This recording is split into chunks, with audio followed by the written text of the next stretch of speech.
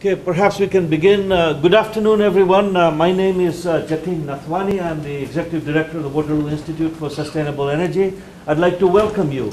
I'd like to welcome you because these public lecture series, we value them highly, and they're wonderful opportunities to share the kind of thinking that goes on here at the Institute to a broader audience. So just for curiosity, I would like to ask, how many of you are from outside the university or have nothing to do with the university, but this subject, you found it of interest and thought you might come and listen to it? Or are most of you just associated with the university, teachers and students and so on? Anyone from outside the university? A few. Welcome, welcome. I know the walls of the university are forbidding and people tend not to come to university lectures because for one reason or the other. And for all of you from within the university, it's a summertime, it's a busy time for most people, so thank you for coming, and I hope this lecture will leave you with some insights. It is an important subject. You may or may not be familiar with a recent symposium held by University of Waterloo and Perimeter Institute at the Equinox Energy Summit. And this particular subject, this whole idea that a large proportion of the world's population has no access to electricity, is kind of an unconscionable thing. And what can science and technology do to deliver a set of solutions so that there is available a reasonably high quality level of energy to this mass of humanity that doesn't have it? And of course that is easily said and complained about, but what can we do in terms of technical solutions? That's what we're working on here. And this lecture by Professor Murthy fits into that particular theme of developing what we call microgrids for the world's needy, as it were. Let me take a moment to introduce Professor Murthy, who is an eminent scholar and a researcher in this area. He comes to us from IIT Delhi, the Indian Institute for Technology in Delhi. He received his bachelor's, master's and doctoral degrees in electrical engineering from these universities, Bangalore University in India, IIT Bombay and IIT Delhi respectively. And then he joined the faculty of the Institute for IIT Delhi in 1970 and became a professor there. He is currently also the chair of the Central Electricity Authority. I won't read his entire biosketch, but try and give you a couple of the highlights. His major responsibilities have included being chair of the Electrical Engineering Department at IIT Delhi, heading a research institution, IRDA, in Baroda, and Technical University in Suratgarh. He has written over 250 papers, supervised over 100 graduate students, sponsored 80+ research projects on energy converters and energy systems, and 8 patents to his name. His awards are many, include the ISTE Award for Outstanding Research, IIT Bimal Bose Award for his contributions in power electronics, and he's a fellow of the Indian National Academy of Engineering. I have gotten to know him over the last few years. He was India coordinator of the Indo-Canada workshop on electricity generation using renewable energy, jointly organized by IIT Delhi and the Waterloo Institute for Sustainable Energy. And he was also the general chair of the INAE conference on research policy for sustainable energy, again in Delhi in 2009. Where he's visiting us for this summer for a brief period, for a couple months here at Waterloo and at Ryerson. So we're most pleased to have him here and share with us his thoughts on this important subject. Professor Murthy.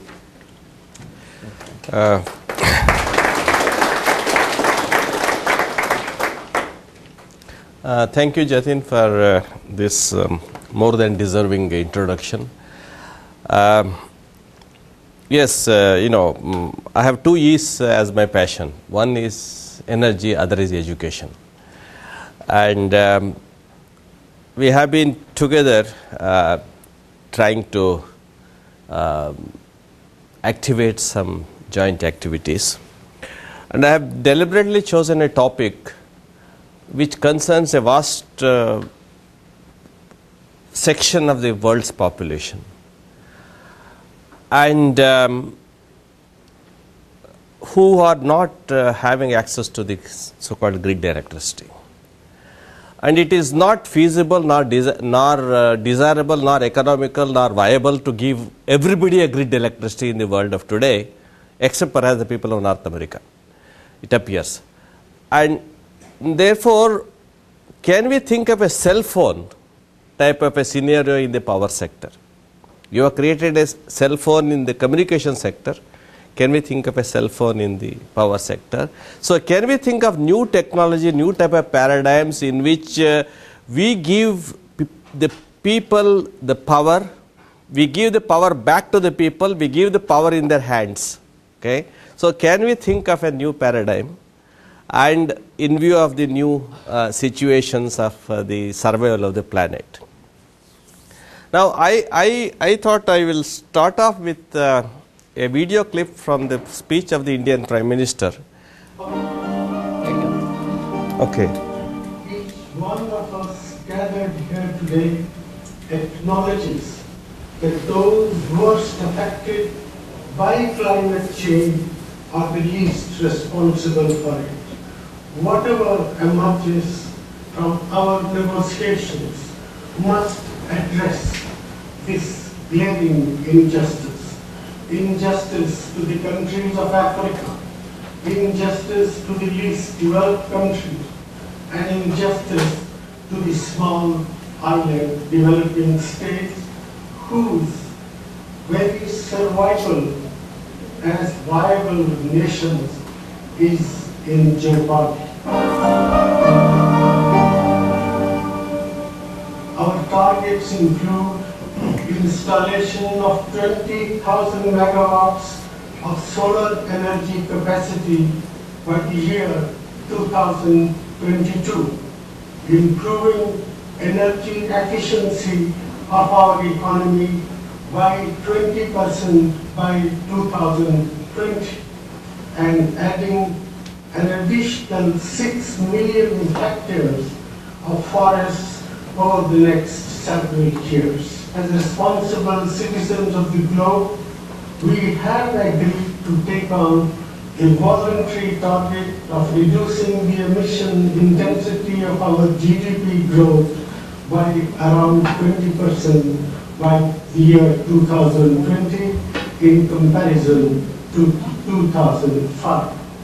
We will deliver on this goal regardless of the outcome of this conference. The Kyoto Protocol should continue to stand as a valid legal instrument. Parties to the protocol should deliver on their solemn commitments under this protocol. Just give us 2 minutes clip on in the northern state of Punjab. There are a lot of flowing canals, and one entrepreneur has developed a turbine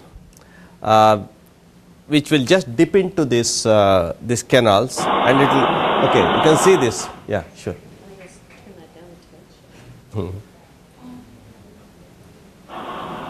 Okay, just about 2 minutes to.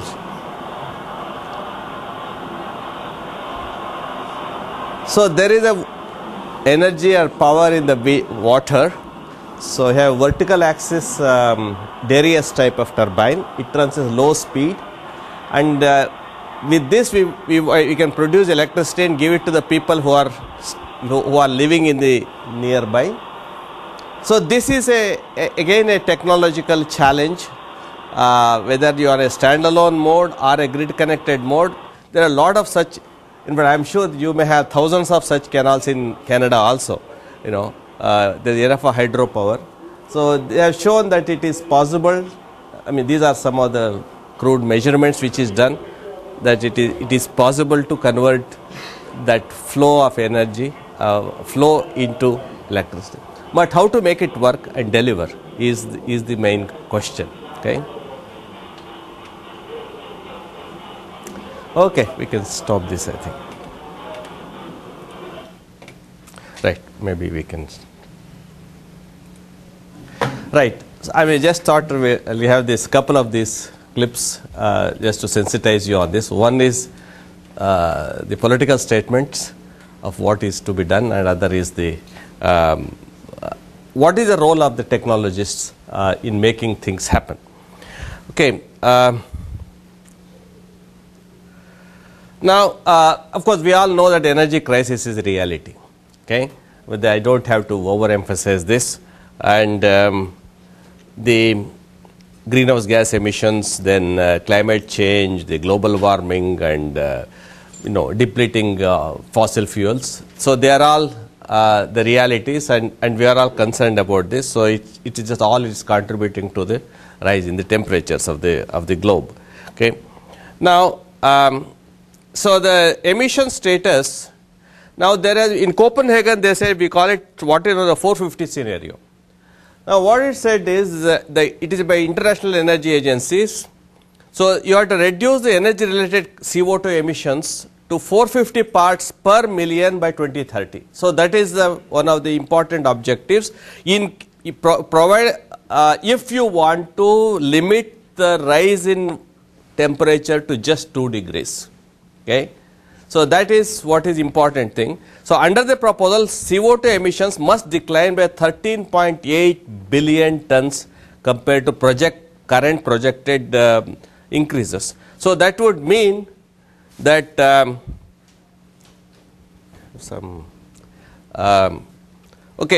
would mean that it has to if it is business as usual, it will go by the red line. And if we have to control it, then it has to come to this green line or something. Okay. Is there any?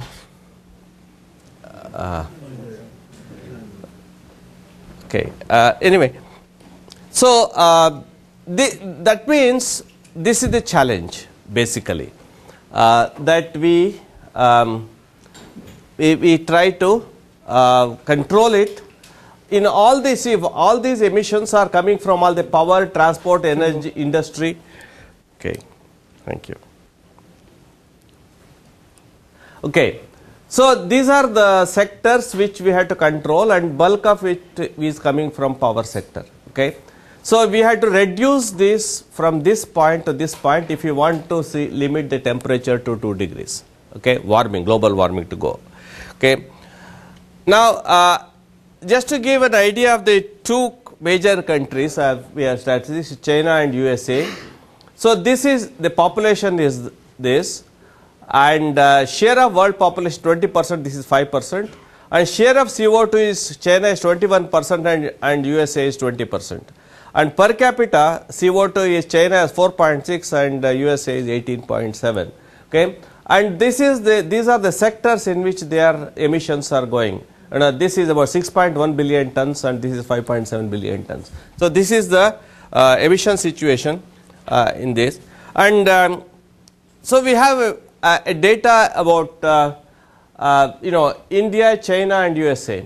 So the population India, this is 1,220 millions, China is 1,352 and USA is 311 and world is 6,903.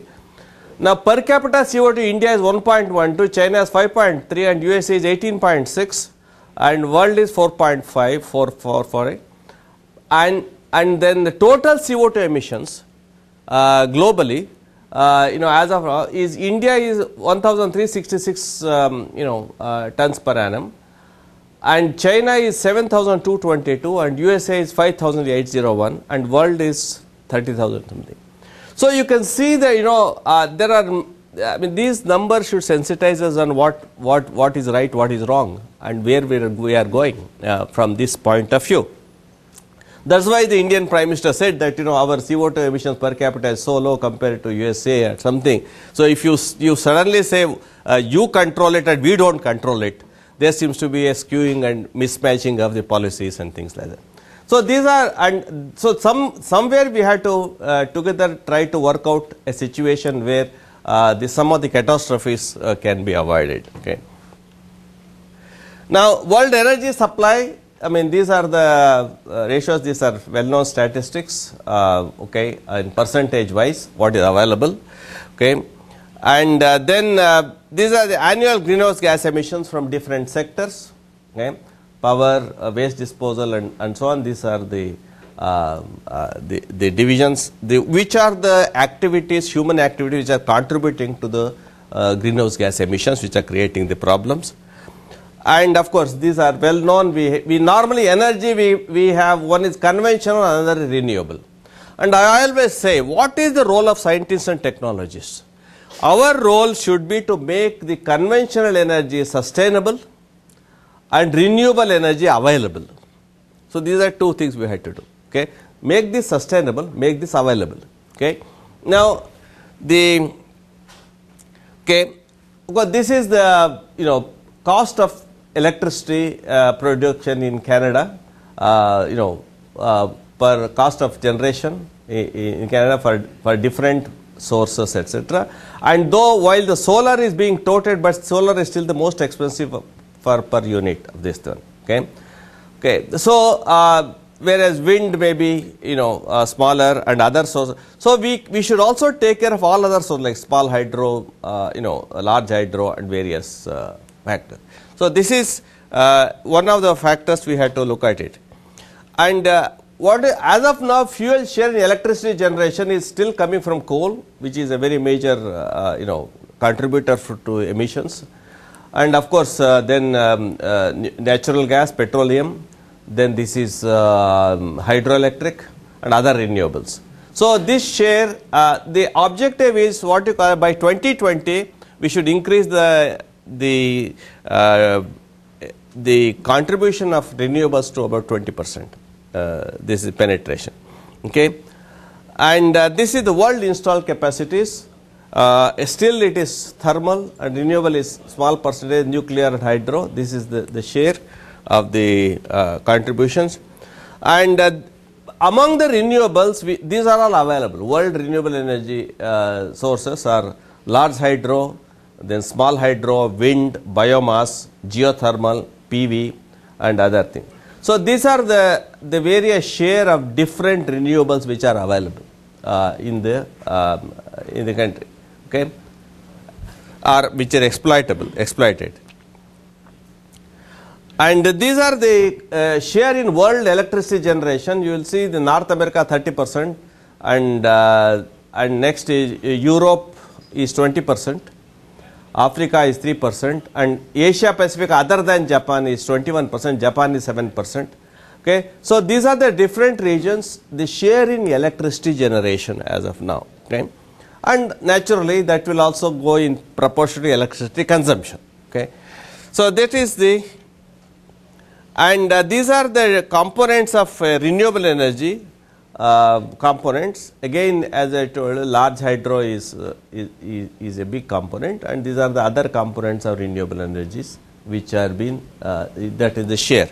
Okay, and which are the renewable energies which we can exploit, okay, which can be tapped. And obviously these are hydro, wind, bio, solar, ocean, and of course geothermal, etc. are also there. So in hydro there are large and small. So we classify them as mini, micro, and pico, okay, in small hydro, because the small hydro require very minimal civil works and very minimal disturbance of the system. And of course wind is another major one, and bio, you can have bio, solid, liquid, gas, solar, PV, solar, thermal, and ocean can be otic, wave, and tide. And let me also tell you that in the nature the energy is available broadly in three forms. One in the form of motion, another in form of heat, another in the form of light. These are the three forms available. And mostly energy is also used in these three forms, human being. So you use energy for light, use energy for heat, and use energy for motion. Okay, broadly, because you have entertainment and other things are there. So this, but then how to make it manageable is the question. These are the region-wise electricity generation. Obviously, see, North America is the largest, and the smallest, of course, is Africa, and Asia Pacific other than Japan is, this is the region wise how much electricity generated from different regions. Okay.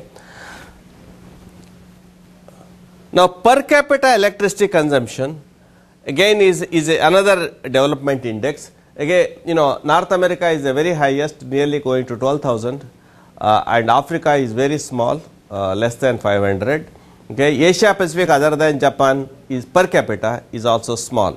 So obviously there is a considerable disparities in inequalities in these factors, which is also deciding the quality of life of these people. Okay. Now in 2000 globally so much of electricity was produced with the per capita globally is 2548. And by 2020, this has to go up to 25,500 TWh. Now, where does it come from? So, there will be this much increase in electricity to be produced. Where does it come from? When we have so much concern about the global warming and emission issues. Okay.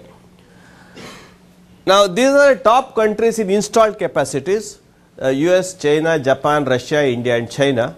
These are the values of gigawatts of installed capacities of these countries. Okay. Now, as I mentioned earlier, our slogan must be make the conventional energy sustainable, renewable energy available. Okay. So that should be all our technology development effort should be. Now, what are the so-called special features of renewable energy? Okay. Now, what are special features are? They are non-portable. You can't change it. I can't, wind somewhere is there, I can't bring it here. So the question is that you have to install your generating systems where the renewables are available, and renewables are highly dispersed in the world, just like population is dispersed. Okay. Therefore, you create electricity where it is available and give it to the people who are nearby. Okay. So that is what is now going to be the so-called off-grid dispersed systems. Okay. Now, the generation must be at the location of source. Then solar energy is uniformly spread. Okay. And wind and hydro are location specific. And bio is also more uniformly spread. And technology must be, and what should be technology? It should be economical, viable, acceptable, maintainable and user friendly. It must be user friendly because most of the people in those places are not necessarily techno savvy. Okay. So this is the challenge. Okay. And then in the globally you find there are two countries which are having the high growth rate, okay, as of now, and these are China and India. Therefore, and in both countries it will be, and they are the one which will have a highest growth in power generation. So, and India is the fifth largest in terms of energy use. So there is a concern of increased emission in these sectors. So this is a point. Okay. And then, this is the typically in Indian energy scene is thermal, hydro, nuclear, renewable. In fact, India has done well on renewable. It is at present it is about 10%. Okay, it is the share. Okay. Now, to meet the requirement, India's requirement of power at present about 160 gigawatt. Now it has to add about 78,000 megawatts in 11th plan and 83,000 in 12th plan and 100,000 in the 13th plan, mostly maybe from coal. Therefore, it is a big challenge and it's very tough situation in case they want to meet the basic requirement of the population. Okay. So, rural electrification, they have funded for about so many villages, but 118,000 villages, unelectrified villages have to be electrified. There is a project, and augment about 354,000 villages to be augmented. So therefore, renewable energy can be the key to energize this population. Okay. Now they have sanctioned $60 billion for the generation of electricity. So these are the India's renewable potential achievements as of October 2000. So solar, there is a 6 megawatt installed. Waste to energy about 67 megawatt, and cogeneration bagasse, there are sugar plants are there. So use the bagasse of the sugar plants to producing that. It's about that is about 1,241 megawatts. And wind potential is supposed to be 50,000, people say about 100,000 megawatts, So installed as of now is 11,000. India is the 5th in the world in terms of wind electric installation after USA, Spain, Germany, China. Okay. And small hydro is around 2,500 megawatts and biomass power is about 820 megawatts. So this is 15,000 megawatts is installed in the renewable sector, okay, from this, and these are the grid connected renewable potential, okay, from different sectors. In fact, large hydro we have about 100,000 megawatt potential, and these are the electricity generated from different sources in these from these sectors. Okay.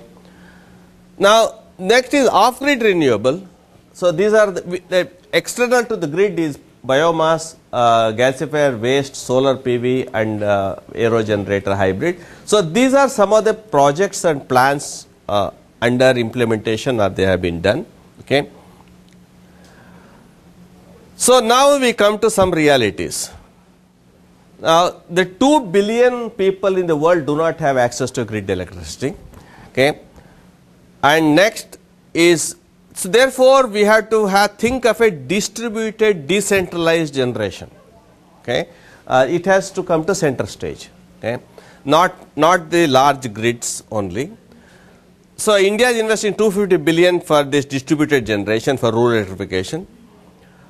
And so, we can think of, so new power plant can be a rooftop, basement or a backyard power plants. So, they are all, you see, you can think of we should think of a new paradigm in terms of the power situation. So, small capacity power plants and installed in millions, okay, that may be the new thing, okay. So, therefore, as of now, half of the over billion Indian population do not have access to grid electricity, and in the so called electrified villages, less than half of the people have connection to their houses. Only more privileged ones will have electricity in their houses, and therefore, if you say electricity for all and also 24/7, it is a challenge. Okay, this has to be made. And even in the electrified house places, not only average supply of electricity is about 4 hours per day, average. Therefore, there are 20 hours per day they do not have electricity. So, it is not drawing the wire that matters, but the wire must also carry current. That is also equally important.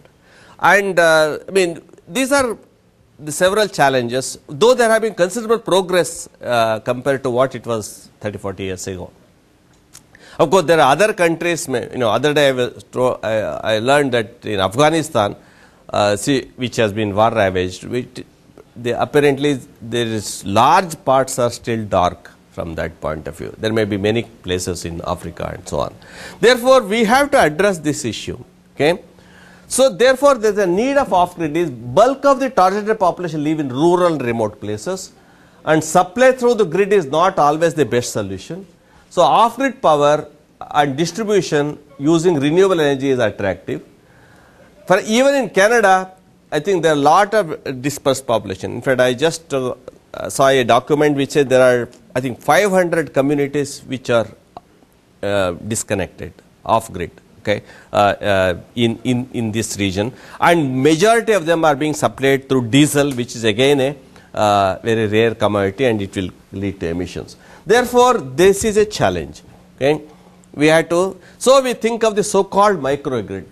Okay, now a peculiar supply of the power supply in many developing countries is erratic supply. So there are already grid is available, but it is erratic. It's not carrying current.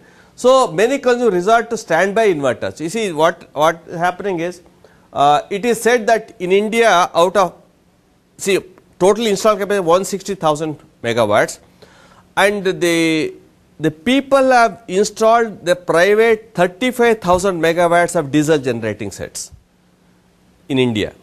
So that is, so you can see it becomes almost 20%. Okay, because of the grid power is not reliable. You create your own standby power. Now, that is definitely not a green situation. Okay. Therefore, resort to standby inverters and diesel sets, etc. Therefore, renewable energy storage system with microgrid. So, can we make a non 24/7 system to a 24/7 system.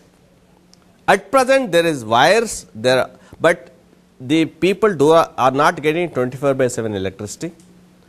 Can we think of a microgrid? Can we give a technology, use microgrid, use smart grid, use new technologies, use new renewables? You combine all of them to make sure that that unhealthy grid can be made healthy. So this is the technological challenge we are posing. Okay. And we have, one of the objective of my coming here, we thought, can we think of a, Canada-India initiative in this? There is enough of technical expertise, manpower, need. Okay, you also have dispersed populations, and we also have dispersed population. Can we think of such a thing? In fact, we have, in 2008 we had a symposium at Ryerson universities on this issue.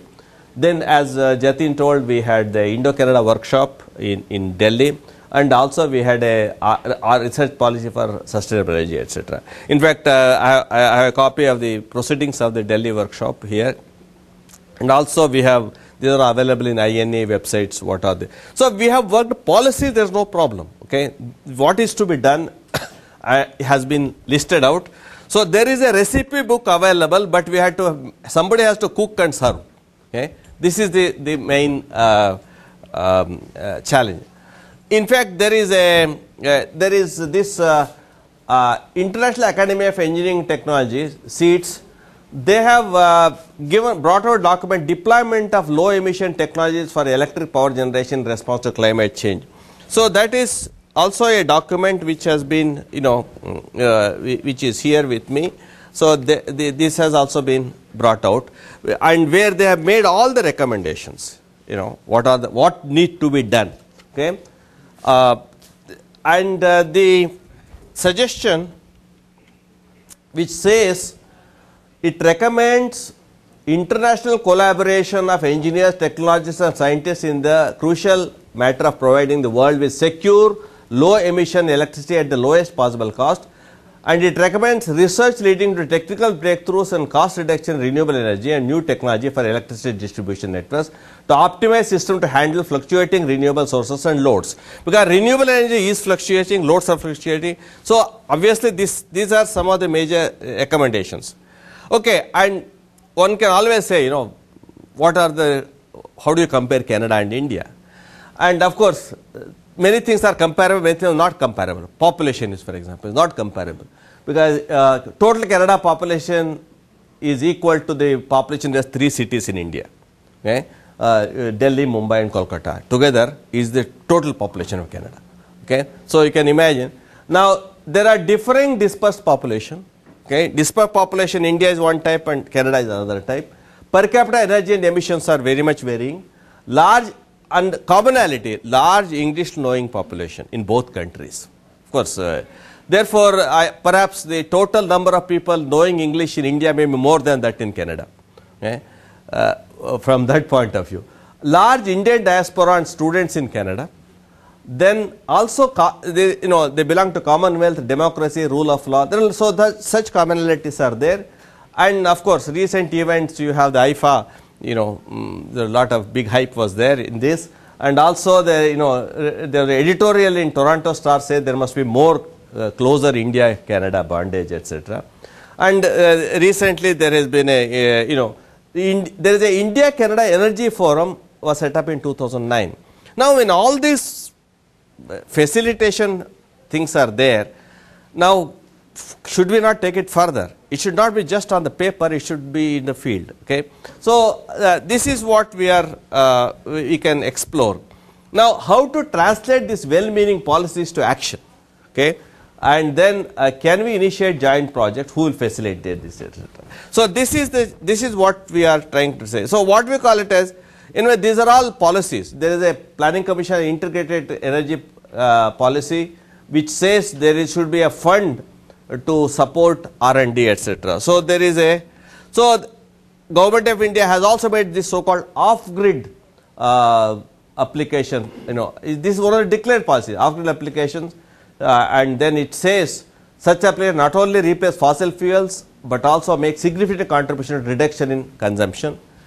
and it has the advantage of production of consumption points and does away with land and environmental related issues.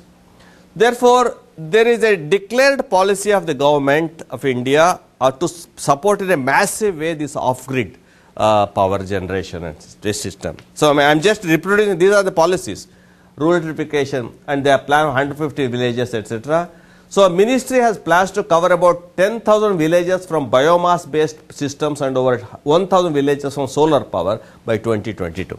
So, these are some of the policies. For example, telecom towers and industrial power generation are areas where this off-grid can be of use. Okay.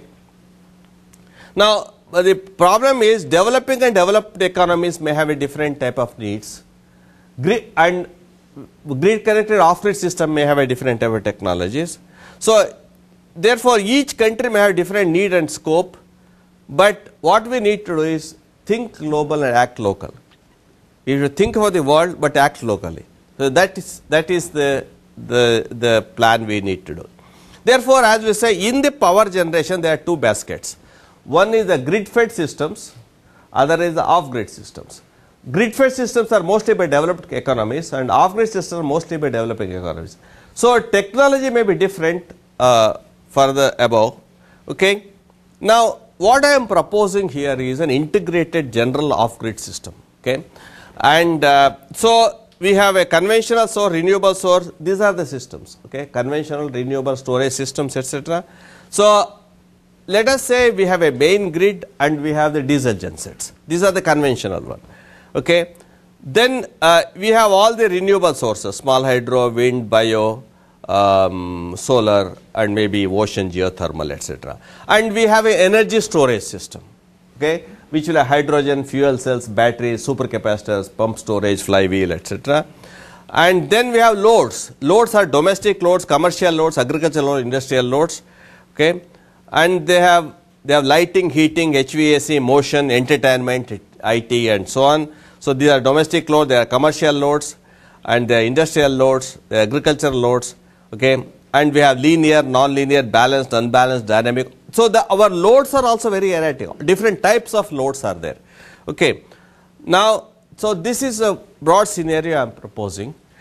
Let us say there is a grid, main grid which may or may not be available. Then I create a microgrid and it is fed by all these sources. Diesel will be a conventional one which feeds the microgrid. Then solar, wind, hydro, bios, storage, and also storage system.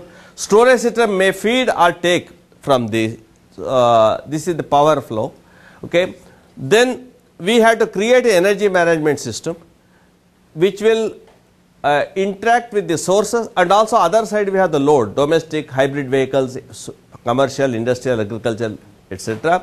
So, and we have energy management system. Therefore, we have to think of this in a generalized integrated, this is my broad scheme, and site specific we can, that can be a subset of this depending upon the situation. Therefore, we are, we can have different possible schemes. One so this scheme may be as low as 5 kilowatt and as high as 1 megawatt, okay. So, depending upon the situation.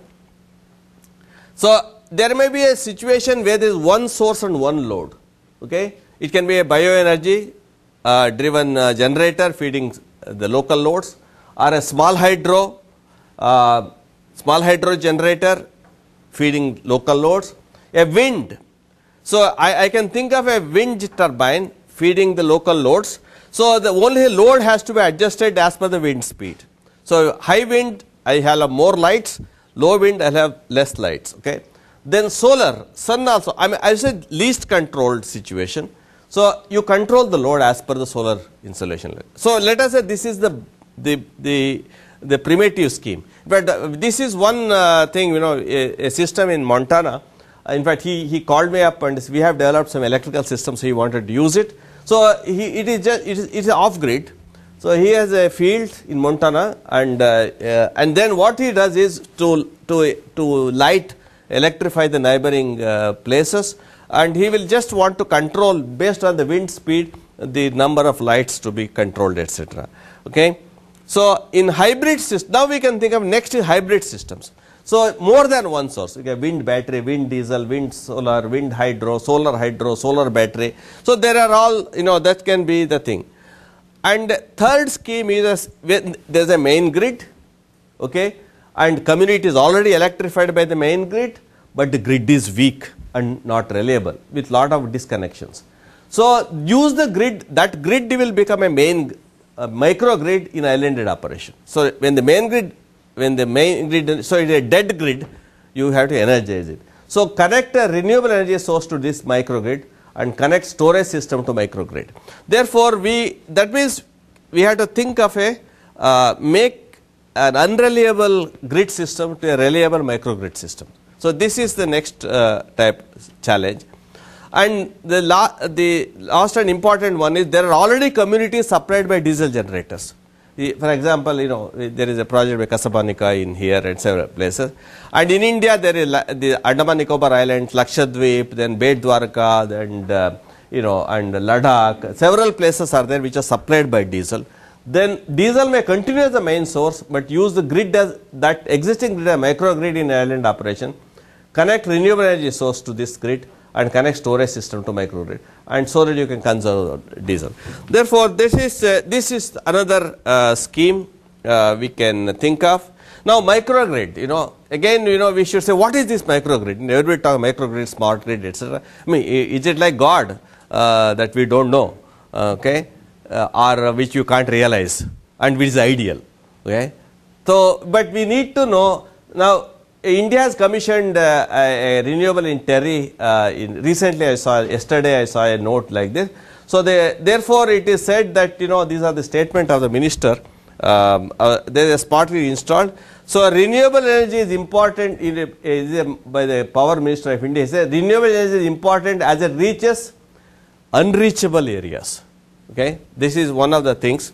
Okay, so smart grids would be very useful for standalone projects. So this is a declared and known thing. So we have to make it work.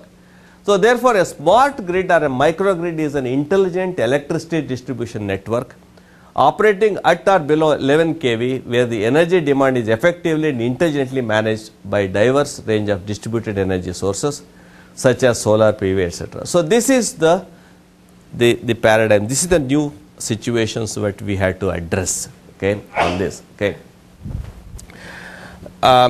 So it will have advanced sensing, communication, control technologies for smart grids, okay, and it will be for generation, distribution, but also utilization of electricity in a more intelligent, effective manner. Okay. So such an application will not only foster effective interconnection and utilization of multiple renewable energy. So that means renewable energy sources, but will also help in advancing access to energy to last mile in the optimum, improving the efficiency of the overall system. Okay. So smart mini grid has a great potential in large commercial, industrial complexes, hospitals, shopping malls, complexes, apartments, residential complexes, etc. So this is being considered to be a viable solution combination of this. So this microgrid therefore is the technology to be developed, perfected, generalized, integrated and deployed. So this is what is the challenge now. Okay. Hopefully through we are thinking of some collaboration. So now one thing is it is multidisciplinary. Okay. Everybody with whatever background expertise contribute to this. Somebody in physics, chemistry, biology, mathematics, electrical, mechanical, civil, electronics, computers, you name any area he can contribute.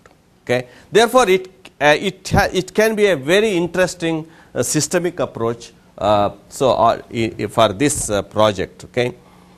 Now, I will quickly run you through some of the Indian initiatives, and bioenergy is one of the major things. India is an agro-based economy, and there are a lot of bioenergy of different forms are available. So there have been, and if you have a bio, you can run an engine, run a generator, and then to supply to the loads. And there has been some work we have done. Of course, biogas is one of the important things, and of course there is a composition of these things, etc. Because of the limitation of time, I will have to quickly run through the things. And there are biomass, biogas driven engines, green standalone systems, Okay, what we discovered was some of the this thing is the price of the biofuels are fluctuating. The farmers etc. are now changing, rising the prices when they found demand is increasing. Okay. So, the person who has set up with certain economics, he is finding problem because there is no security of the bio source. Okay. So, this is the fuel prices etc. Okay. So, the typically you have the animal waste or a dung and you create ethanol through this biochemical route. Okay. Or you have a biomass and produce syngas and methanol etc. Through this process. And now one thing is the biogas is not easily transportable. So, you have to produce your whatever utilized plants wherever it is available. So, these are some of the statements, maybe I leave this information. These are all the massive biogas plant, because India has a separate ministry for renewable energy where they have taken lot of actions of setting up these bio based generating plants both off grid and grid connected in these places. These are the policies programs of Government of India on biomass, and this is the biogas and manure development program, biogas distributed and grid power generation program, and the biomass grid fed Indian potential. India is supposed to have a potential about 16,000 megawatts like that, and current potential agro waste is about 16,000 megawatts, and this is a grid power program. I mean, there are some statistics to this, and grid fed biomass power, there are some of the information, and off grid power, these are some of the plans that they have. Okay. In fact, they have set up biomass gasifier system for power in villages and Bihar etc. Now the thing is, you are thinking of a power plant from tree to power, husk to power. Okay. So, you can think of cow dung to power, then sewage to power. So, like that. So, your sources are all, your whole thing you are changing. Okay. So, you have to think of a new way of technology for wood to power and so on. Okay. See, rice based biogas, this is again another project in Bihar. The company is called Husk Power System. Okay. They have developed these things. Okay. So, there are success stories in this front. There are programs for this year, and this is one of the plants in Karnataka. They are a big plant, about say 20 megawatts using biomass etc. So, usually you have a biomass, a gasifier, generator, and feed it to the grid or off grid. Okay. Then this is the off grid biomass to the load in the same way. Again, from cow dung to electricity, you can use lighting, cooking etc. And this is husk power. You have the rice husk, you produce a biomass, you have a generator. It is providing to both industry, domestic as well agriculture. These are the in the Bihar, and we worked on this. This is a new generator we developed for the engine driven. So, this can be a biomass engine. This is a typically 1 kilowatt small one, which we have patented, and we have this work. This is our lab in IIT Delhi. So, this is now we are developing a 5 kilowatt unit, induction generator, which we got it made by the local ABB, and which was a special design, and we have tested it because why we went for 5 kilowatt, we discovered that every villages 5 kilowatt is a big demand.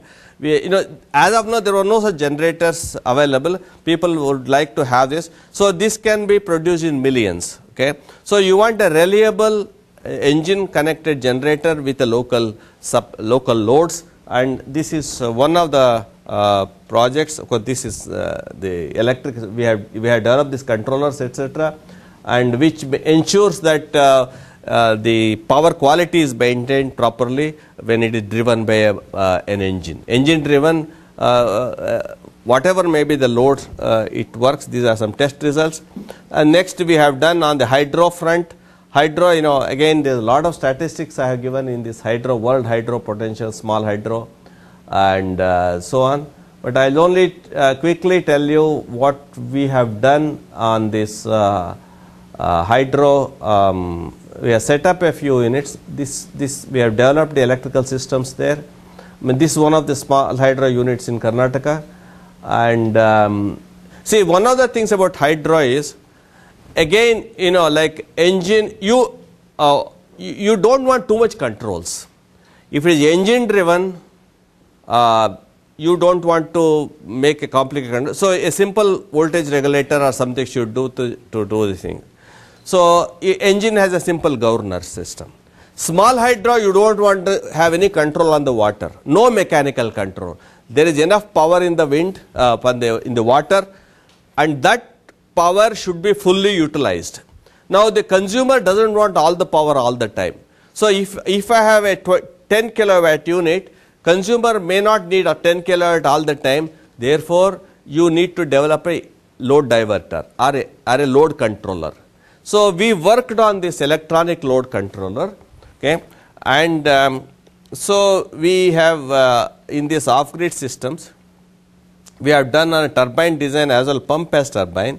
We developed the electronic load controller, and therefore we have we call it as a micro and a pico hydro systems. So small hydro, okay. So you need to have, if you have some waterfall at the backyard, even if 5-10 kilowatt, you can put it at the back. Whole of the Himalayas have thousands and thousands of such sites, and even southern parts in Western Ghats areas in India, and I am sure many places also may have this one.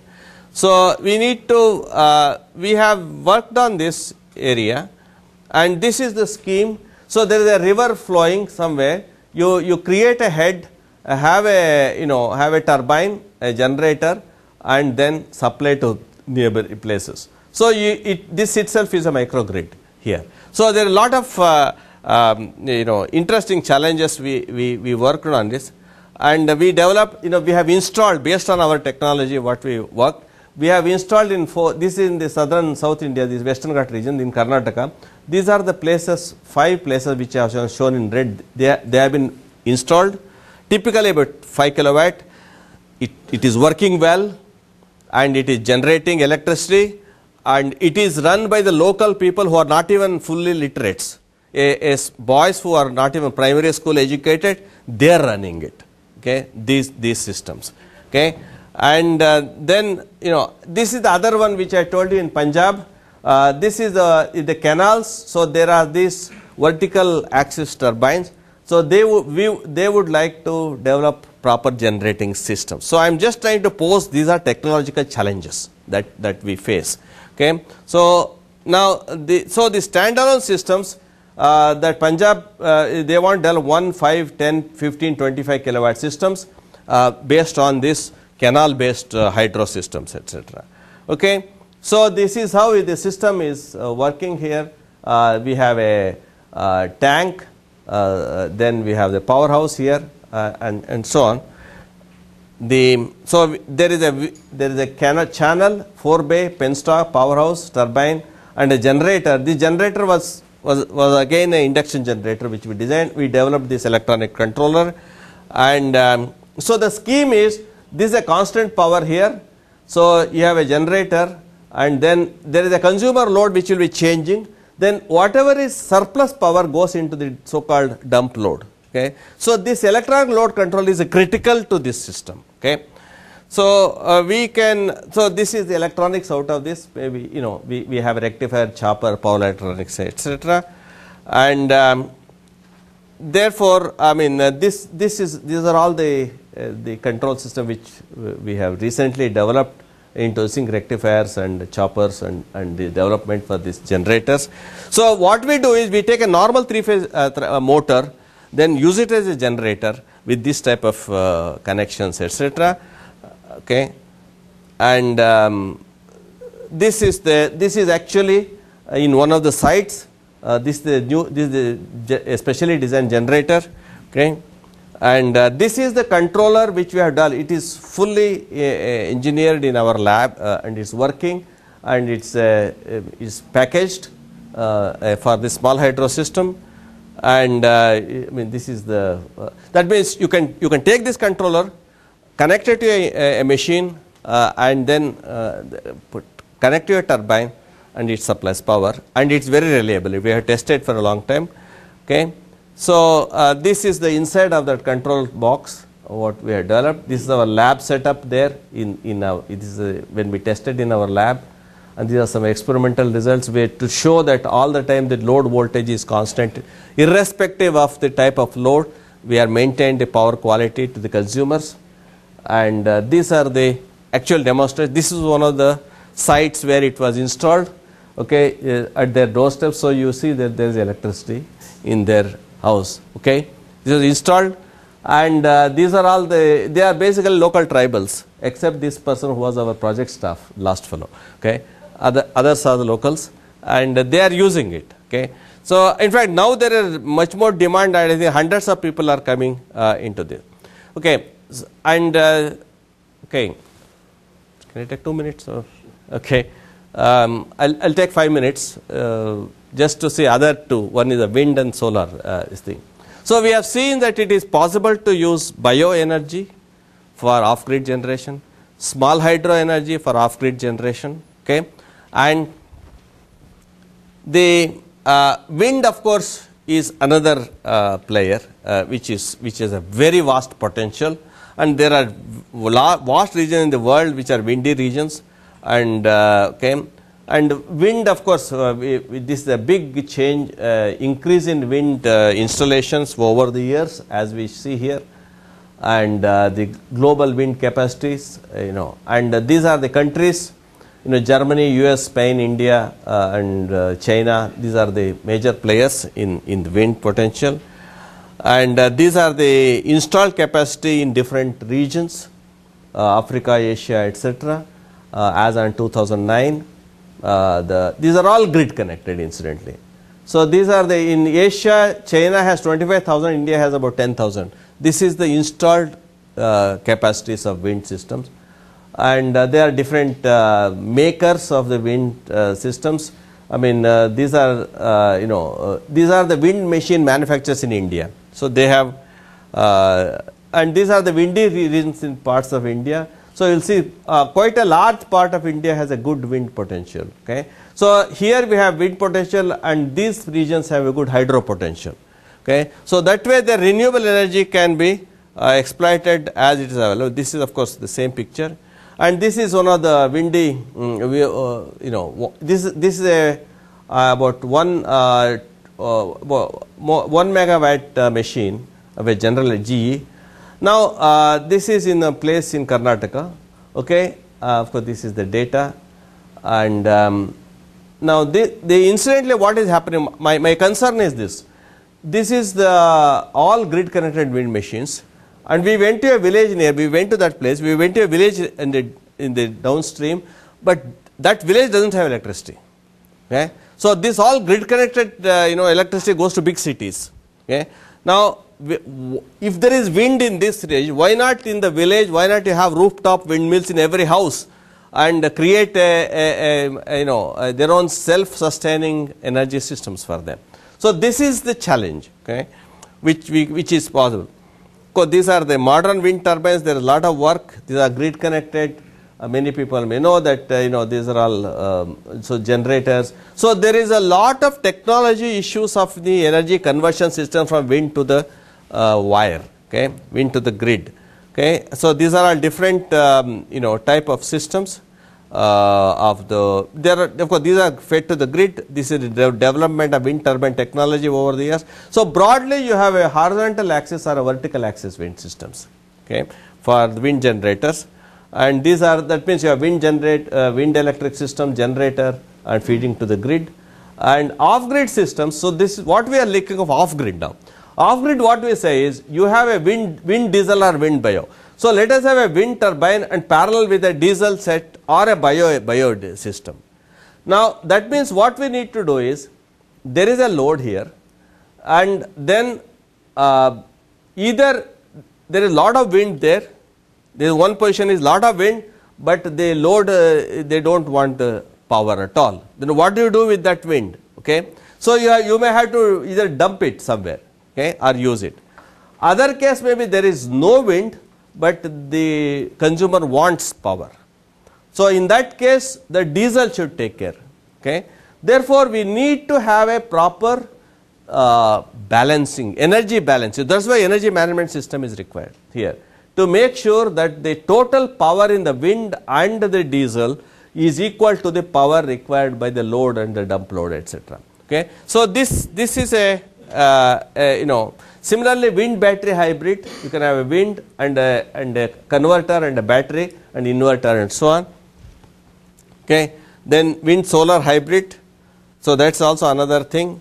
We worked on a parallel 2 wind generators feeding to a common load. These are some electronics into this. So, this is the one of the typical characteristics of wind system is it is a variable speed. For different wind speed, the turbine characteristics will be like this. That means you want at any wind speed you must operate at different generator speed. Okay. Turbine speed will be different to compare to the wind speeds. Therefore, your controller, it is quite a challenge. You must, if it is off grid systems, you must develop your controller in such a way that it operates at these respective speeds. Okay. This is the important factor that we need to work it out. Of course, this is we have worked also on what is a wind hydro hybrid. This is the system for this is a wind system and a hydro system, and we have got electronics here to feed. This is the consumer off grid load. So, I think this is to tell you the type of challenges which are there. These are the simulated results of wind hydro hybrid. Okay. To show that it is possible using power electronics to make sure that the consumer will get a quality power. Okay. So, this is the issues there. Last is the solar, because many people are now very much accustomed to solar technologies, which is which requires the converters technologies and so on. So, sun is available, but the question again here is you must have a good power quality. So, the characteristics are for a solar panel, the current versus voltage. So, for different values of sunlight insolation we say, so if it is a dim or a brighter one, it will follow different characteristics. That means for each level of solar insolation, you must operate at certain voltage and current and certain power, okay, to get the maximum power extracted from this. So, if it is off grid, that means your load you should go on changing. You must go on changing load as per the sunlight. Okay. This is one way.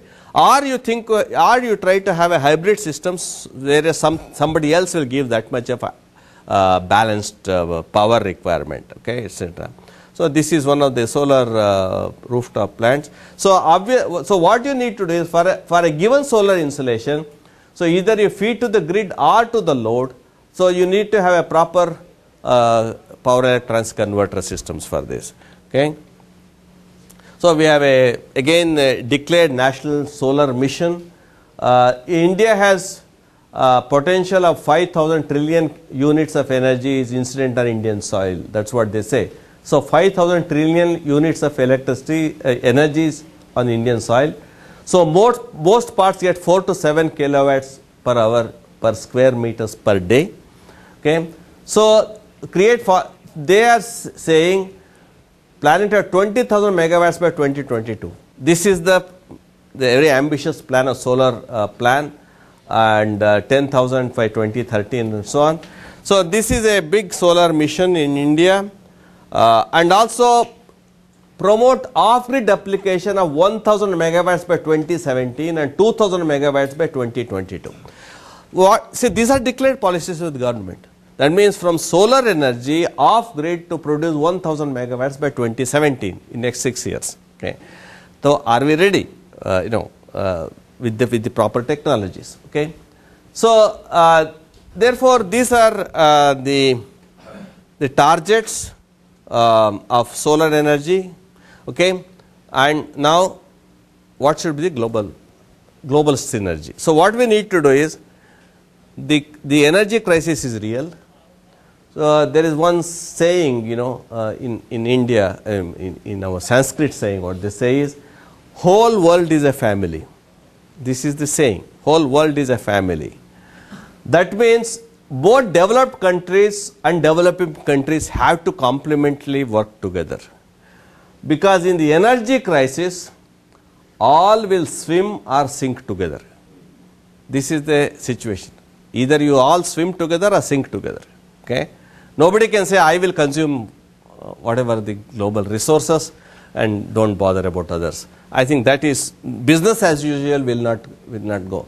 So we need to, therefore what I have proposed, in fact which I am just formulating in the so-called Canada-India project, is study the nature of available sources and loads, objectives, develop suitable energy conversion systems from source to load. Okay? So we had to think of this, study the propensity of the above individual and hybrid mode, develop suitable controllers for this above, develop suitable unified integrated energy management system to account for any type of source and load in any combination as per site condition. So we need to have a total technology development effort, design and develop tailor-made system for the identified sites in India. What we are dreaming is have a few sites in Canada, few sites in India, work together to see and then install the demonstration units based on the above developed technology. So that means let us have a demonstration unit, okay, and that means as of now there are people ready with the plates, okay, and then we as a technologists must be prepared to prepare the dishes and serve. Okay, that is the situation. Recipe is also available more or less. Okay, so the question is the linkage of this thing. So I am only trying to propose this type of a situation which I feel is implementable. Okay, and we have identified the organizations in India who are prepared to work on it. Okay, academic institutions and some universities. And even we have talked to industry like General Electric, then research institutions, and as I listed here, and also government agencies, etc. So at least in theoretically, all of them say yes, we can be on board and try to work together on this front. Okay, so this is what is the plan of working on this. Okay, so I've told you our dreams, okay, and then can we all work together to make such a thing happen? Because in all this scheme of things, worth of the pudding is in the eating. So long as the people get a quality electricity and 24/7, only then we can say energy problem is solved. And we can all academicians can go on producing hundreds of research papers, but that will not give them electricity. So our role is to make sure give the power back to the people. Thank you very much. Okay. Thank you, Professor Murthy. We have time to take questions, so please, anyone with a question? Thank you.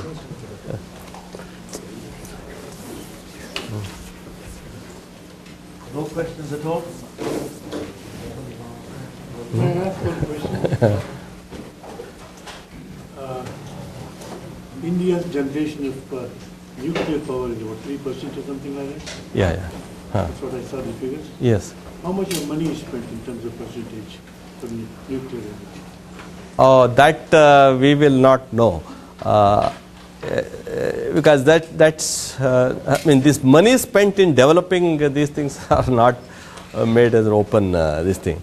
Though of course that is also one of nuclear power is also considered to be an important this thing. We are as far as the money spent, I think information is not available. See, the point is that even in remote place, you see, it costs you at least 10 rupees per unit, which is 25 cents. It costs about 25 cents per unit to produce 1 unit for a remote village in India. Maybe it may be the same thing. So even if you can produce less than that by any other source, then it is economical. That's the only thing. The reason I am asking is, historically, the connection between Canada and India in terms of the CANDU reactor. Yeah. Now it looks like after what happened in Japan, there's a definite decline, of course, of nuclear, Yeah. even in the United States. Yes. So, the question of decentralization of generation of power, which you're suggesting, which I think is the key to go, is also related to the socio-economic problems. Yes. Increasing urbanization in India and so forth, all the things. So I was wondering actually, the budgetary model also becomes important. Yeah, that is true. Socioeconomic situation. The answer is not known to your question. At least he doesn't have it. I'm sure somebody knows the answer. Any other questions for Professor Murthy? Yes. Yeah. You suggested that 3 kilowatt was sort of a good size that could be mass produced, put into the village situation. Yeah. Is that correct? And so what are the loads? Because 3 kilowatt is tiny Yes. by Canadian standards. Exactly. That's what I'm saying. What's the size of that village and what's the load? You see, you look at typically the one of the thing is, and weather wise in India's situation is not that bad. Here you have extreme weather, so we don't spend that much for weather conditioning. Therefore, a typical village, all they need is a light and a fan. Okay, so 1 kilowatt will be a very good load to a house in India today. So therefore, if I have a small village with 10 houses maybe, even a 10 kilowatt unit may serve their purpose. Okay? So the needs are very, I would say, modest from that point of view. Of course, it is not that they have to be satisfied, you can increase it, no doubt. Okay? I am telling, even if 3 kilowatt power is available, let us exploit it. That's what we are saying. If you get more, yes, more the merrier. Okay? So it is a question of producing millions with smaller units or big sizes with smaller numbers. So that's I think everything has to be site specific. So we have to develop the technology like that. Okay.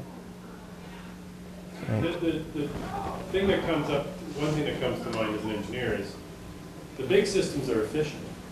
Yes. And the small systems are going to be less and less efficient. Yes. Yes. And if your energy is free, yeah, perhaps doesn't matter. But when do you start to confront problems of efficiency? Yeah. You see, the thing is that if the like a small hydropower, if the available power itself is 20 kilowatt, I would just exploit 20 kilowatt. Okay, and I am getting that from nature free. Okay, efficiency may be 60%, so I'll still get 12 kilowatts. Okay, so I will not wait for only 100 kilowatt to be available. So now the question is, efficiency is a very tricky situation. See, solar PV is very inefficient from that point of view. Okay, because we are getting sunlight free, it's okay. So in electricity, one statement is there that no power is costlier than no power. I hope you got this thing. So no power is costlier than having no power. So it's always, sickness is always more expensive than health. Okay? Or not. So that is the type of thing. So we have to create. Now the multiplier effect of these giving electricity to remote people is enormous. See, it helps in education. If you look at, compared to a dark situation, so education, then some transport, then healthcare. So it will have a quality of life will tremendously make an impact. So I think it's worthwhile investing and not bothering about too much on economics or efficiency. Okay, we had to set aside economics and efficiency a little. Right, that can be taken later, but we have to give them electricity. Come what may. Okay, that is what we are suggesting. Okay.